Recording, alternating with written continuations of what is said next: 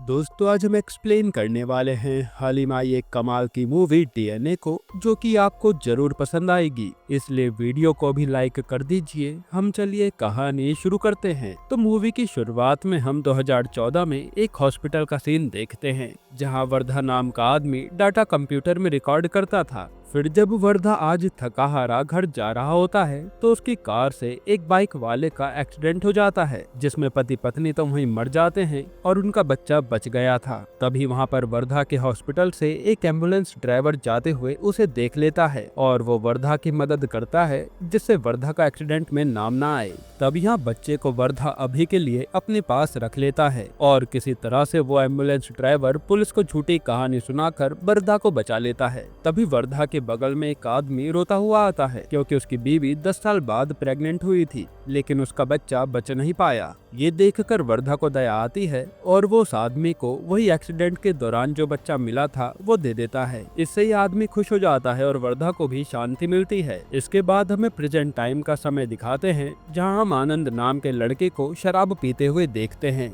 असल में आनंद को एक लड़की छोड़कर चली गई, इसलिए उसी के गम में वो शराब पीता रहता है और उसके दोस्त भी उससे परेशान हो गए हैं। इसके बाद हम आनंद के घर में देखते हैं कि उसका छोटा भाई हर चीज में आगे है और आनंद के पापा उससे काफी ज्यादा खुश रहते हैं। लेकिन जैसे ही आनंद घर आता है तो आनंद की माँ को छोड़कर सबका मुंह बन जाता है। यहाँ तक कि आनंद के पापा तो शराब पीने के लिए उसे खूब डांटते हैं, पर आनंद बिना कुछ सुने वहाँ से चला जाता है। इसी कारण आनंद का छोटा भाई भी उसकी इज्जत नहीं करता। इसके बाद हम दिव्या नाम की लड़की को देखते हैं, जिसे आज लड़के वाले देखने आए थे। तो दिव्या की माँ कहती है कि ज्यादा बात मत करना, वरना ये लड़के वाले भी भाग जाएंगे। पर दिव्या तो लड़के वालों से जाते ही बात करने लगती है और लड़के वाले वहाँ से चले जाते हैं, क्योंकि उन्हें लग रहा था कि ये लड़की पागल है। इसके बाद दिव्या को उसकी माँ डॉक्टर के पास लेकर जाती है, जिससे दिव्या का इलाज चल रहा था। यहाँ इनकी बातों से हमें पता चलता है कि दिव्या बचपन से ही थोड़ी सेंसिटिव लड़की है, जो अपने मन में कोई बात छुपा नहीं पाती। इसलिए डॉक्टर कहते हैं कि अगली बार आप दिव्या के लिए लड़का देखें तो उन्हें दिव्या की कंडीशन के बारे में जरूर बताना। वहीं दिव्या डॉक्टर को वो सारी दवाइयों के नाम बता देती है जो वो खा रही थी, जिससे हम समझ पाते हैं कि भले दिव्या ज्यादा बोलती है पर उसकी मेमोरी बहुत ज्यादा तेज है।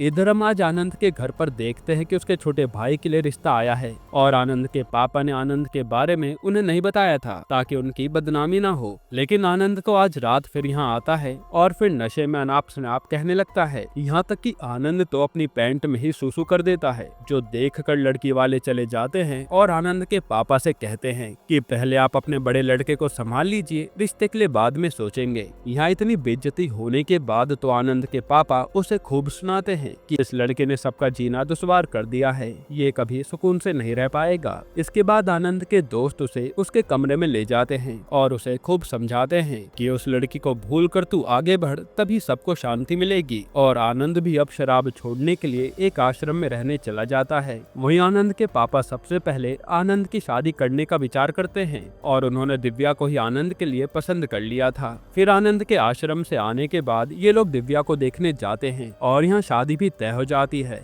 क्योंकि आनंद तो कुछ बोल ही नहीं रहा था। इसके बाद शादी का दिन आता है और वहाँ आनंद का दोस्त दो औरतों को बात करते हुए सुन लेता है कि ये दिव्या तो पागल थी, शायद ये बात लड़के वालों को पता नहीं। तब आनंद का दोस्त जाकर ये बात आनंद के पापा को बताता है, लेकिन आनंद के पापा इस पर ध्यान नहीं देते। असल में उन्हें तो बस आनंद की शादी करानी थी, क्योंकि उन्हें आनंद से ज्यादा उम्मीदें नहीं है। खैर फिर ये बात जाकर आनंद का दोस्त आनंद से बताता है कि भाई अब भी समय है और वो लड़की पागल है, इसलिए रिश्ता तोड़ दे। लेकिन आनंद तो दिव्या को देखता है जो टेंशन में लग रही थी और वो उसके पास जाकर कहता है कि मैं इसी से शादी करूंगा। इसके बाद आनंद और दिव्या की शादी हो जाती है और फर्स्ट नाइट पर ये दोनों काफी बातें करते हैं और फिर ये इंटीमेट भी हो जाते हैं। इसके बाद दिव्या और आनंद एक अलग घर में शिफ्ट होते हैं और इनकी जिंदगी काफी अच्छी चलने लगी थी। यहाँ आनंद दिव्या से बहुत प्यार करता था, साथ ही आनंद जॉब भी करने लगा था। फिर एक दिन दिव्या आनंद को बताती है कि वो प्रेग्नेंट है, जो सुनकर आनंद बहुत खुश होता है और आनंद दिव्या का बहुत अच्छे से ख्याल भी रखता है। इसके बाद हम एक बूढ़ी औरत को देखते हैं जो महिला हॉस्पिटल में सामान बेचने आती है और फिर मौका मिलते ही वो एक बच्चा उठाकर निकल लेती है और उसे कोई देख भी नहीं पाता। फिर वो बच्चा अपने घर पर ले आती है और शायद ये औरत कोई गिरोह चला रही है। इसके बाद हम दिव्या को देखते हैं जिसकी आज डिलीवरी का समय होता है और आनंद के घर वाले बच्चे का इंतजार कर रहे थे। फिर डॉक्टर दिव्या को बताते हैं कि आपका बेटा हुआ है और वो उसे दिव्या की गोद में देकर साइड में लेटा देती है। साथ ही बच्चे के हाथ पर माँ से मिलता जुलता सीरियल नंबर भी पर्ची पर लगा दिया जाता है। फिर बाहर आनंद के घर वाले जब बेटे की खबर सुनते हैं तो बहुत खुश होते हैं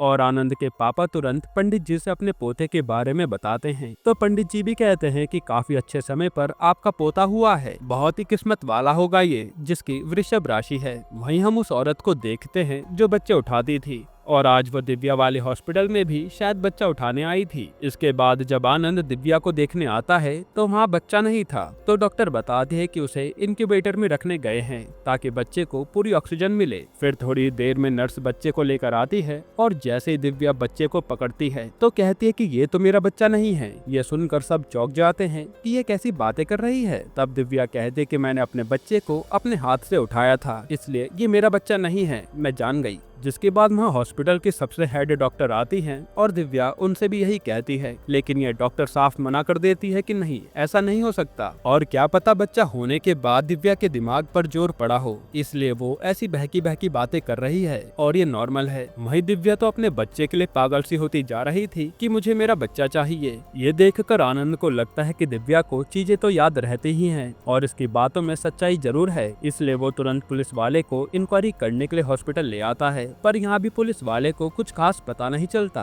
तब पुलिस वाला कहता है कि अगर आपको ज्यादा ही शक है तो एक बार डीएनए टेस्ट करवा के देख लो, फिर आगे हम कुछ करते हैं। जो सुनकर आनंद भी हैरान था कि अब मैं ये कैसे कराऊं। जिसके बाद आनंद अपने दोस्त की मदद से एक आदमी से मिलता है और जो बच्चा दिव्या के पास था उसके बालों से अपना डीएनए टेस्ट करवा लेता है। तब उसे कंफर्म हो जाता है कि ये बच्चा उसका नहीं है। ये जानकर तो आनंद उदास हो जाता है कि मेरा बच्चा पता नहीं कहाँ होगा। फिर आनंद अपने दोस्त के साथ सीधा पुलिस स्टेशन आता है और ये रिपोर्ट दिखाकर कंप्लेन फाइल कर देता है कि हॉस्पिटल से उसका बच्चा गायब हुआ है। तब यहाँ ये केस चिन्नास्वामी नाम के पुलिस वाले को मिलता है क्योंकि वहाँ और कोई पुलिस वाला अवेलेबल नहीं था और चिन्नास्वामी का 3 हफ्ते में रिटायरमेंट भी है, इसलिए वो पहले तो केस लेने से मना कर रहा था, लेकिन फिर बच्चे का सोचकर वो मान जाता है। इसके बाद चिन्नास्वामी बच्चे को ढूंढना शुरू करता है और यहाँ आनंद भी उसके साथ ही लगा हुआ था। फिर यहाँ एक आदमी से पता करने पर मालूम पड़ता है कि ज्यादातर बच्चों को तो बलि के लिए ही ले जाया जाता है। ये सुनकर तो आनंद डर जाता है। इसके बाद आनंद चिन्नास्वामी से पिछले 10 दिनों में जितने भी बच्चों के खोने की कंप्लेन आई है उन सब की लिस्ट ले लेता है ताकि वो उस बच्चे के माँ बाप को उनका बच्चा लौटा सके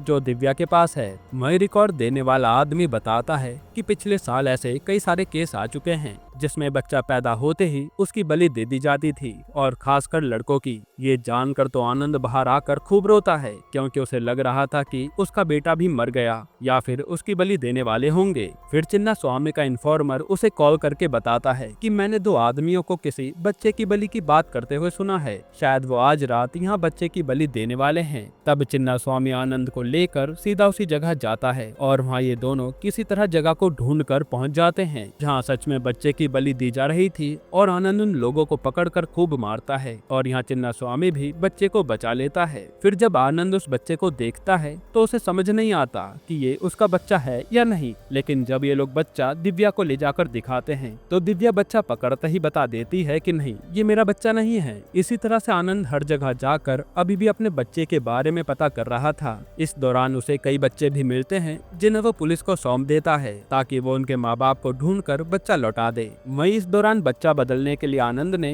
हॉस्पिटल पर भी केस कर दिया था, जिस कारण जज भी इस पर इंक्वायरी बैठा देते हैं। साथ ही वो चिन्नास्वामी से कहते हैं कि दिव्या के पास जो बच्चा है उसके माँ बाप ढूंढो और उनका बच्चा उन्हें सौंप दो, जो सुनकर दिव्या भी मान जाती है। इसके बाद अब जज के ऑर्डर पर चिन्नास्वामी यहाँ हॉस्पिटल के हेड से सवाल जवाब करने आता है ताकि उन्हें आनंद के बच्चे के बारे में पता चल जाए। तब चिन्नास्वामी यहाँ काम कर रहे हर इंसान से सवाल जवाब करता है और डॉक्टर बताते हैं कि बच्चा 8 बजे पैदा हुआ था और आनंद को 8:30 बजे दिखाया गया। जिसके बाद बच्चा जब इनक्यूबेटर में ले जाया गया तो वापसी में बच्चा बदला हुआ था, यानी गड़बड़ इनक्यूबेटर के समय हुई है। फिर यहाँ से चिन्नास्वामी और भी बड़े बड़े गुंडों से जाकर मिलता है जो सजा काट कर जेल से आए थे और चिन्नास्वामी उनसे बच्चा चुराने वाली गैंग का पता पूछ रहा था। तब यहाँ गजा नाम का आदमी चिन्नास्वामी को कुछ बच्चों के बारे में बताता है, लेकिन यहाँ तो बड़े बड़े बच्चे थे और आनंद को छोटे बच्चे के बारे में जानना था। इसके बाद आनंद और चिन्नास्वामी जब हॉस्पिटल हॉस्पिटल में दोबारा तहकीकात करने आते हैं, तब आनंद को एक बूढ़ी औरत दिखती है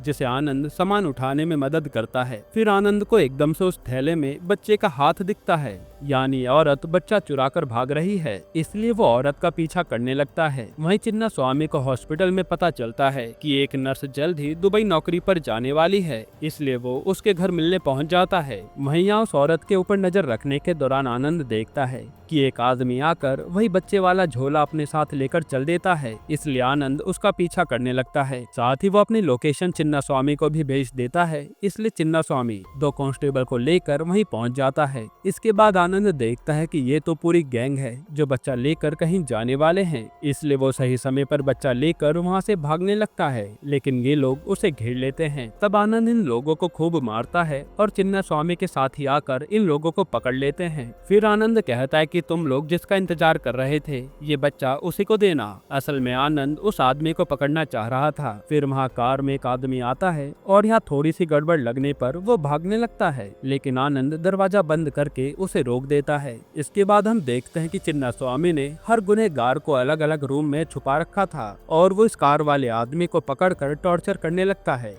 कि तो मुझे सच बता दे वरना अच्छा नहीं होगा, लेकिन ये आदमी तो साफ मना कर देता है कि मेरा इन सब में कोई हाथ नहीं है। फिर चिन्ना स्वामी उसी नर्स के पास आता है जिसे उसने यहीं कैद में रखा था और वो उसे उसकी जुड़वा बहन दिखाता है। असल में दुनिया वालों को पता नहीं था कि ये दोनों जुड़वा बहन है, लेकिन चिन्ना स्वामी ने इसका पर्दाफाश कर दिया। तब वो नर्स डर के मारे सच कहने लगती है कि मुझे एक आदमी ने ऑफर दिया था कि अगर मैं उसका काम कर दूंगी तो मुझे दुबई में नर्स बनाकर भेज देगा, और फोटो दिखाने पर ये वही आदमी निकलता है जो कार से बच्चा लेने आया था। वहीं चिन्ना स्वामी ने उस बूढ़ी औरत को भी पकड़ लिया था, इसलिए वो पहले तो मुंह नहीं खोलती, लेकिन फिर वो कहते हैं कि उस हॉस्पिटल में तो मैं बच्चा चुराने नहीं बल्कि एक दूसरा बच्चा देने गई थी, जो कि मेरे धंधे में पहली बार हुआ है। ये सुनकर आनंद भी चौंक जाता है कि मेरे बच्चे को बदला क्यों गया। फिर वो पूछता है कि तू बच्चा कहाँ से उठाकर लाई थी। तब ये औरत उन कपल का नाम बता देती है और आनंद जाकर ये बात दिव्या को बताता है, जो सुनकर दिव्या ज्यादा कुछ नहीं सोचती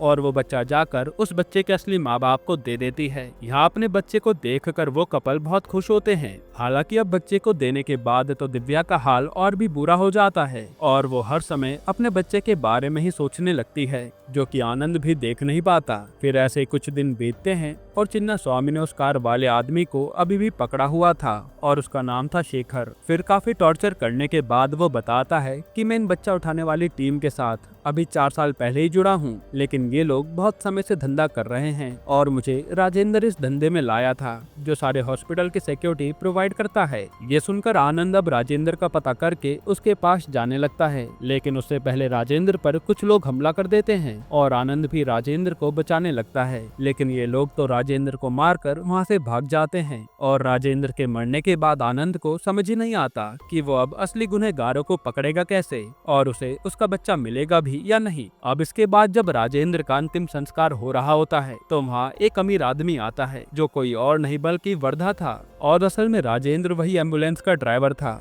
जिसने वर्धा की एक्सीडेंट में मदद की थी। इसके बाद अब जब चिन्ना स्वामी सो रहा होता है तभी उस पर गजा का कॉल आता है और चिन्ना स्वामी तुरंत उसके पास जाता है। असल में यहाँ आनंद कुछ और पूछताछ करने आया था, इसलिए गजा ने उसे मारकर बंदी बना रखा था। तब चिन्ना स्वामी गजा से कहता है कि इसे जाने दो, ये दोबारा तुम्हारे पास नहीं आएगा। तभी यहाँ आनंद गजा के आदमी को देखता है जिसके हाथ पर वही टैटू था जिसने राजेंद्र को मारा। ये देखकर आनंद कहता है कि तूने राजेंद्र को क्यों मरवाया, और जवाब न देने पर वो गजा और उसके लोगों को मारने लगता है। इसके बाद यहाँ से सीन कई साल पहले पास्ट में जाता है, जहाँ वर्धा ने जब उस आदमी को एक्सीडेंट वाला बच्चा दिया था तो खुशी से उस आदमी ने वर्धा को काफी सारा सोना दिया, जो वर्धा लेना नहीं चाहता था, लेकिन फिर वर्धा को लालच आ गया और उसने आधा हिस्सा राजेंद्र को दे दिया। जिसके कुछ दिनों बाद वर्धा पर वही आदमी अपने एक और साथी को लेकर आता है और कहता है कि ये 5 लाख रुपए देने को तैयार है, पर इसे बच्चा चाहिए। ये सुनकर तो वर्धा का लालच बढ़ जाता है और वो सोचता है कि अमीर बनने का इससे अच्छा मौका कभी नहीं मिलेगा, इसलिए वो राजेंद्र की मदद से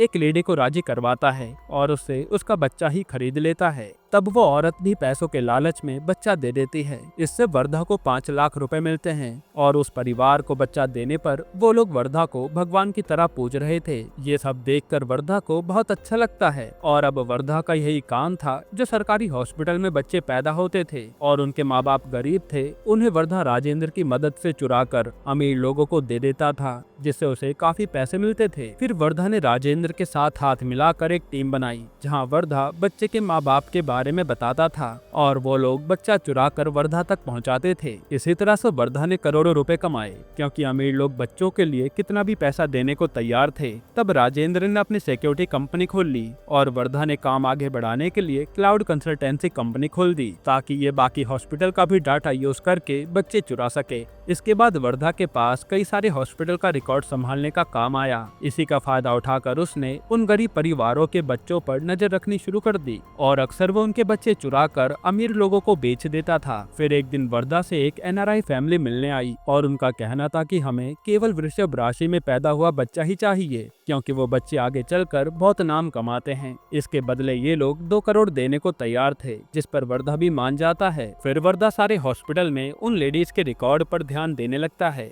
जो ऐसे समय पर बच्चे को जन्म दे सकते हैं जिससे बच्चा वृषभ राशि में पैदा होगा। तब उसे 3 नाम मिलते हैं, जिसमें से एक बच्चा दिव्या का था और उसकी कुंडली पंडित से बनवाने पर सारी डिटेल सेम थी जैसे उस एनआरआई फैमिली को चाहिए। इसलिए वर्धा एक प्लान बनाता है कि हम बच्चा बदल देंगे और किसी को पता नहीं चलेगा। इसलिए उसने उसी नर्स से इनक्यूबेटर के दौरान बच्चा बदलवा दिया, पर दिव्या ने अपना बच्चा पहचान लिया था। फिर हमें पता चलता है कि वर्धा को भी पता चल गया था कि पुलिस भी इस केस की जांच कर रही है, इसलिए उसने राजेंद्र को ही गजा के हाथों मरवा दिया। अब सीन प्रेजेंट में आता है, जहां वर्धा पर उसी एनआरआई फैमिली का फोन आता है जो कहते हैं कि आपने हमें बच्चा दे दिया, पर मेरे एक दोस्त को भी बच्चा चाहिए और वो मुंह मांगे दाम देने को तैयार है। ये सुनकर वर्धा उसे कल मंदिर में मिलने के लिए बुलाता है, जिसके बाद अगले दिन दिव्या को भी वही कपल मंदिर लाए थे जिन्हें दिव्या ने उनका बच्चा लौटाया था। फिर जब दिव्या भगवान से बच्चा मिलने की विनती कर रही होती है, तभी उसके बगल में वही एनआरआई फैमिली दर्शन के लिए आते हैं और दिव्या को वो बच्चा जाना पहचाना लगता है। फिर जब बच्चा रोने लगता है तो दिव्या उसे संभालने लगती है। उसी समय यहाँ वर्धा आकर दिव्या को देख लेता है